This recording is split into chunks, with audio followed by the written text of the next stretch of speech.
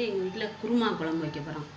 உருளைக்கிழங்கு, தக்காளி பழம் எல்லாம் போட்டு குருமா குழம்பு வைக்க போகிறேன். இப்போ உருளைக்கிழங்கு அவிச்சு வச்சுருக்கேன். இப்போ குருமாக்குள்ளே மசாலா அரைக்க போகிறேன். தேங்காய் வச்சுருக்கேன், கொஞ்சம் சீரகம் சேர்த்துக்கலாம். இது குருமாக்குள்ள இது கறி மசாலா பொருட்கள். இது ஒரு சின்ன பிரியாணி இலை, இது 2 துண்டு சின்ன பட்டை, இது 2 துண்டு,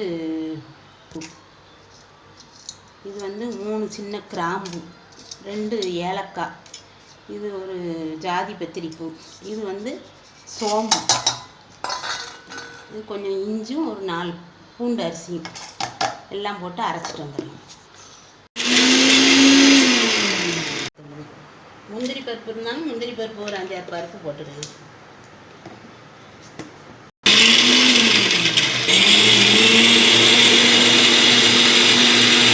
மசாலா அரைச்சிட்டு வந்தாச்சு.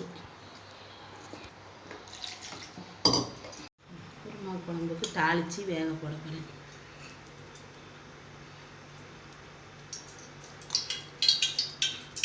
ஒரு 4 ஸ்பூன் எண்ணெய் ஊற்றிக்கிறது.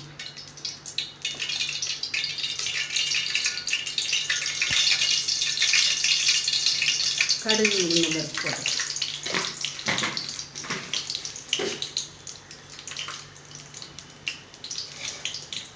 கறி மசாலா சாமான், ஏலக்காய், கிராம்பு, பட்டை, ஒரு துண்டு, அன்னாச்சி பூ, சோம்பு எல்லா மசாலாலையும் அரைச்சிட்டேன். இல்லாமல் இது 1-2 ஏலக்காய், கருவேப்பிலை, கொஞ்சமாக மஞ்சள் இலை, 2 புதினா இலை,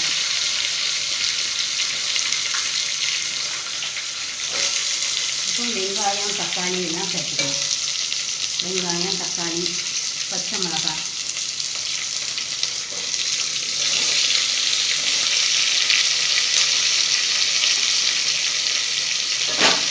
எல்லாம் வச்சு வதக்கிக்கணும்.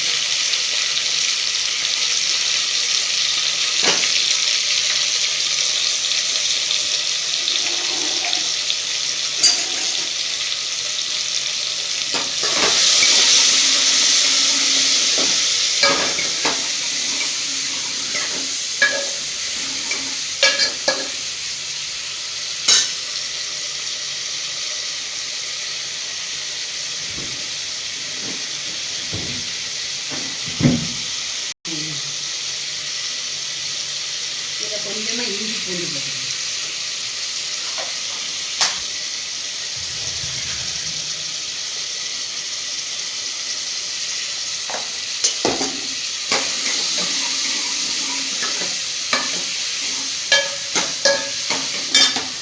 கத்திரிக்காயும் முருங்கைக்காயும் நறுக்கி வச்சுக்கணும். குருமாவுக்கு கத்திரிக்காய் நிறைய போடக்கூடாது, ஒரு 4-5 கத்திரிக்காய் போடலாம். கொத்தா நறுக்கி போடணும். முருங்கைக்காயும் போட்டால் நல்ல டேஸ்ட் நல்லாயிருக்கும், வாசமாக இருக்கும். குருமா குழம்பு நல்லாயிருக்கும் சாப்பிட்றதுக்கு. இப்போ காய்கறியும் சாப்பிடலாம், ஆனால் குழம்பும் ரொம்ப சூப்பராக இருக்கும்.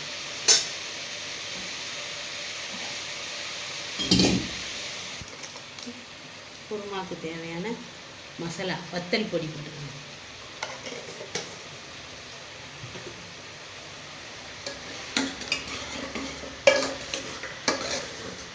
சாதத்துக்கும் ஊற்றி சாப்பிடலாம், சப்பாத்திக்கு, பூரிக்கு, எதுக்குனாலும் சாப்பிடலாம். பரோட்டாவுக்கும் தொட்டு சாப்பிடலாம், நல்லாயிருக்கும் இந்த குருமா.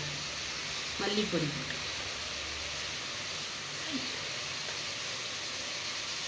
மிக்ஸ் பண்ணலாம்.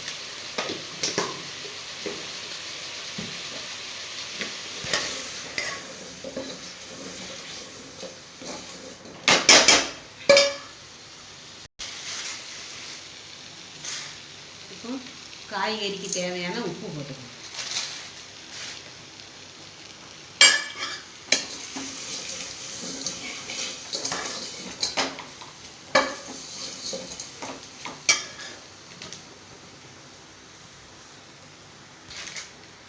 மஞ்சள் பொடி,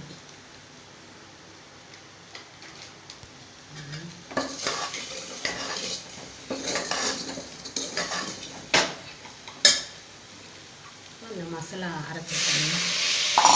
காய் அவியலுக்கு, குருமாவுக்கு தேவையான தண்ணி, காய்கறி அவியலுக்கு ஊற்றி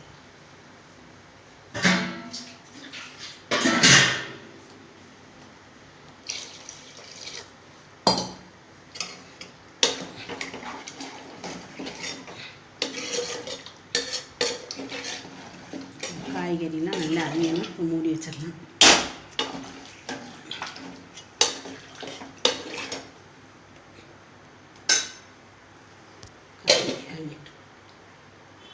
காய்கறி நல்லா வேகட்டும். இப்போ குருமாவுக்கு காயெலாம் வெந்துட்டு நல்லா கத்திரிக்காய் முருங்கைக்காய் நல்லா வெந்துட்டு தக்காளிலாம் நல்லா வெந்துட்டு இந்த உருளைக்கிழங்கு சேர்த்துக்கணும்.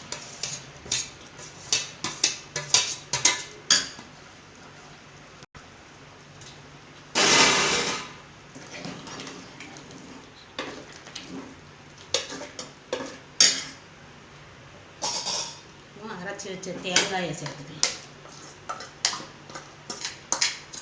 தேங்காய் கறி மசாலா ஜாமான் எல்லாம் போட்டு அரைச்சிருக்கோம். அதை சேர்த்துக்கலாம். உப்பு சரியாக இருக்கான்னு பார்த்துக்கணும். உப்பு போதுமா இல்லைன்னு நம்ம பார்த்து சேர்த்துக்கலாம்.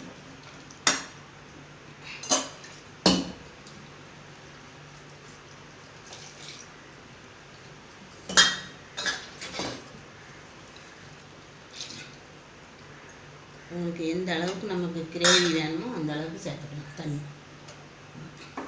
கட்டியாக வச்சு தொட்டுக்கிடனா கட்டியாக வச்சுக்கலாம். கொஞ்சம் கொழு கொழுப்பாக வேணும்னா அதுக்கு தகுந்தபடி தண்ணி சேர்த்துக்கலாம். இதே இன்னும் கொதித்து இறுகிடும். தேங்காய் கொதித்து இந்த மசாலா வாடை போடணும்.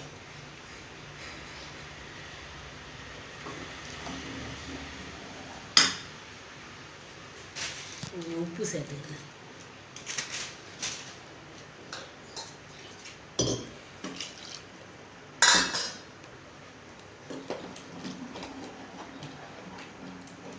எல்லாம் காய்கறிலாம் எல்லாம் போட்டாச்சு.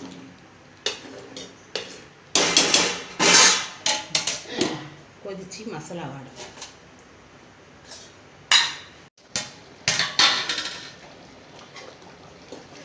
குருமா தேங்காய் பச்சை வாசனைலாம் போயிட்டு குருமா ரெடி ஆகிட்டு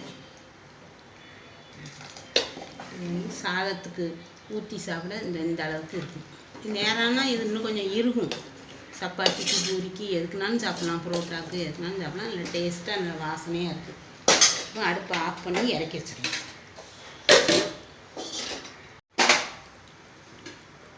இது வந்து மணத்தக்காளி கீரை வாங்கியிருக்கேன்.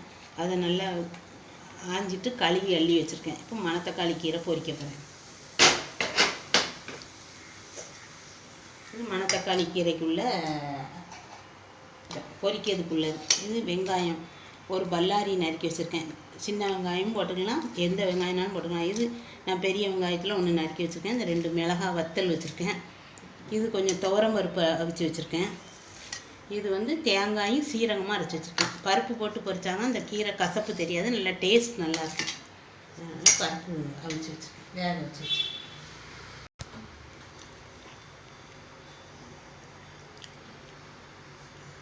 கீரைக்கு எண்ணெய் சேர்த்துக்கலாம்.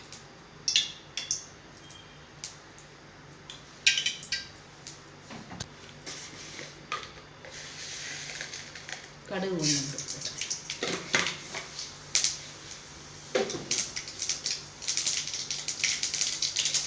மிளகா வத்தலை கிள்ளி போட்டுக்கணும். இந்த வெங்காயத்தை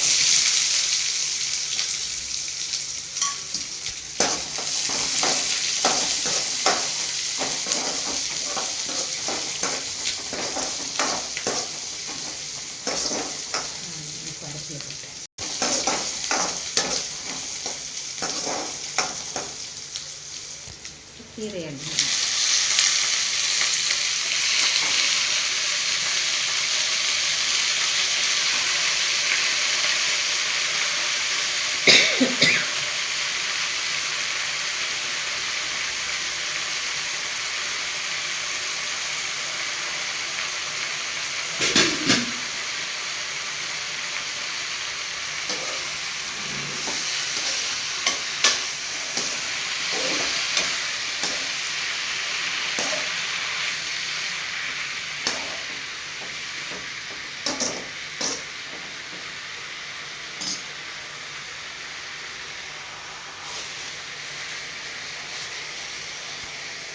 கீரைக்கு கொஞ்சமாக உப்பு போட்டுக்கணும். பார்த்துக்கிட்டு தான் போடணும். கீரைக்கு டக்குன்னு உப்பு அதிகமாகிடக்கூடாதுங்க. கொஞ்சமாக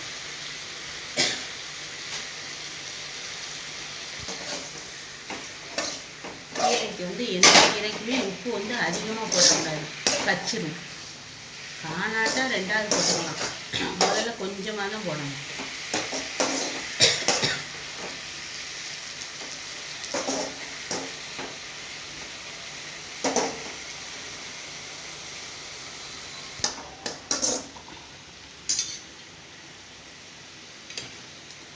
கீரை வெந்துட்டு கீரைக்கு தேவையான பருப்பு, தேங்காய் போட்டுக்கலாம்.